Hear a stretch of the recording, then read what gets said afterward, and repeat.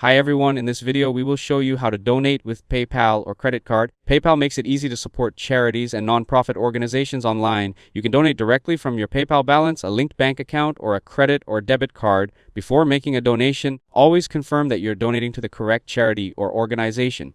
Now let's get started. First, open the PayPal app or sign into your PayPal account on the website. Now go to the Donate or Charities section. Then search for the charity you want to support. You can also browse charities by category if you're looking for a specific cause. Now select the charity, then choose the donation amount. You can pick one of the suggested amounts or enter a custom amount. After that, select your payment method. Now choose your PayPal balance, linked bank account, or credit or debit card. Then review your donation details carefully. After that, click Donate, Pay Now, or Confirm. Wait for the payment to be processed. Once the donation is successful, you'll receive a confirmation message and a receipt, which you can keep for your records. If you plan to support the same charity again in the future, you can add it to your favorite charities for quicker access.